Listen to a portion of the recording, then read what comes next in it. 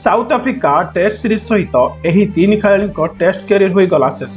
एही खेलाड़ी मानकर पुणी थे भारतीय टीम रे खेलिबा हेबो बहुत कष्टकर। टीम इंडिया पई एमाने होई गले काल डुबाई देले ना जणे ऑलराउंडर जणे विकेट कीपर सहित तीन खेलाड़ी कैरियर पूरा बर्बाद हो गला। आसीथिले हीरो होई गले जीरो, आसीथिले सिंह बळी किंतु बड़ टीम आगरे हेई गले छेली। बाहरी गला एमानकर धुआं। किए एही तीन खेलाड़ी जहांकर आफ्रिका टेस्ट सीरीज सहित कैरियर शेष होई गला। टीम इंडिया पई साब्यस्त हेले भिलियन। प्रश्न है किए से तीन जन कहीं भविष्य स्तंभरू कैरियर डार्क जोन को पहुंची गला। ए सब जानिबा एही वीडियो माध्यम रे, किंतु ता पूर्व आपण मानकु कोन लागुछि? भारत हारिबार मूल कारण कोन? खराब बैटिंग ना खराब पिच? कमेंट करी निश्चित जणातु। साउथ आफ्रिका ठारू 2-0 रे लज्जाजनक भाव में हारिबा परे भारतर तीन जन बैट्समैन टेस्ट कैरियर एबे विपद रे अछि। टेस्ट क्रिकेटर रे एही तीन जन पुणी खेलिबा बहुत कष्टकर लागुछि। दक्षिण आफ्रिका विपक्ष टेस्ट सीरीज रे एमानकु सुजोग मिलितिला, किंतु एमाने पूरा फ्लॉप होई गले। कोलकाता और गुवाहाटी रु दक्षिण आफ्रिका विपक्ष रे खेला जाइतिबा प्रथम और द्वितीय टेस्ट रे एही बैट्समैन माने टीम इंडिया पई भिलियन साबित होइतिले। लगातार खराब प्रदर्शन करी एही बैट्समैन माने टीम इंडिया रो विश्वास को चकमाचूर करि दैछंती। सुनेरी सुजोग को नष्ट करी एमाने निज गोड़रे निजे कुराडी मारिछंती। एही तीन जण बैट्समैन मानकु भविष्यत रे भारतर टेस्ट टीम रे सुजोग मिलिबो कि नाही ताहा मध्य सफा होई सारिछि। तेबे किए किए एही तीन बैट्समैन ताहा आपनक पई जानिबा बहुत जरूरी। चलंतु आपनकु गोटिए परे गोटिए खेलाड़ीक सह परिचय कराइ देछि। एही लिस्ट रे प्रथम नाम होछि साई सुदर्शन। हां, आपण एकदम ठीक सुनचंती। साई सुदर्शन को टेस्ट क्रिकेट रे नंबर 3 रे बैट्समैन भाबे एपर्यंत 6टी मैच रे परीक्षा करा जाइछि, जेउठी से पूरा असफल होइचंती। साई सुदर्शन नंबर 3 रे फ्लॉप होइचंती।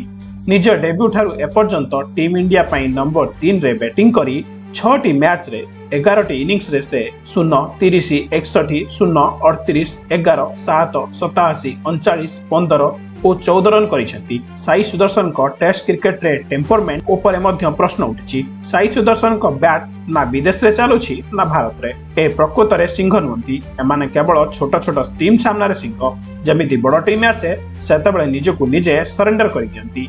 दक्षिण आफ्रिका विपक्ष गुवाहाटी रे खेला जाउतबा द्वितीय टेस्ट रे साई सुदर्शन 15 और 14 रन करी आउट हो जाइतिले। नंबर 3 बैटिंग पोजीशन रे साई सुदर्शन पूरा फ्लॉप होचंती, कारण भारतर मिडिल ऑर्डर उथल पुथल हेबाकु लागिछि। खराब प्रदर्शन हेतु साई सुदर्शन को टेस्ट कैरियर शेष होई पारे। BCCI selection committee Sai Sudarshan को पुणी टेस्ट क्रिकेट रे सुजोग देबो कि नहीं तार कोनोसी गारंटी नहीं। मोटामोटी भारत को टेस्ट क्रिकेट रे नंबर 3 रे एक उत्तम बैट्समैन एपर्यंत मिल पारिला नहीं।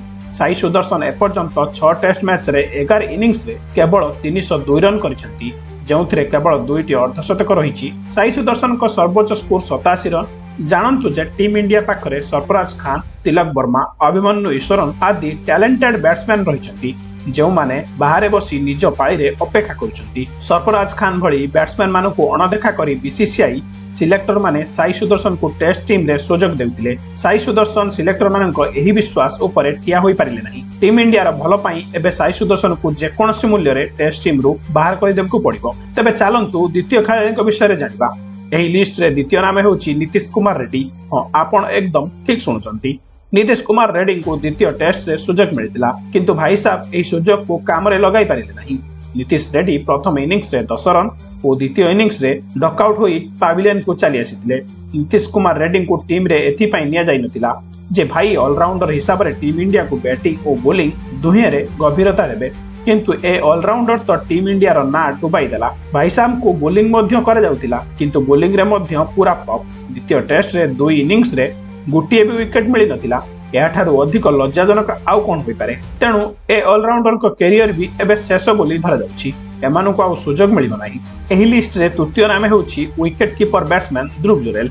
हां, आपण एकदम ठीक सुनचंती। ध्रुव जुरेल को 2 टेस्ट रे सुजोग मिलितला, किंतु ए बैट्समैन मध्य निज सुजोग को काम रे लगाई पारिले नाही। 2 मैच रे एही विकेट कीपर बैट्समैन केवल 29 रन करिसेंती।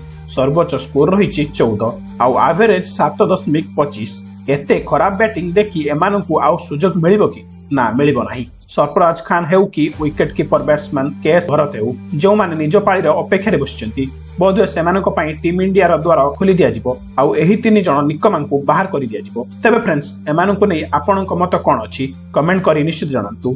जय हिंद, जय भारत। पुणी देखा आ गोटे नुआ वीडियो रे।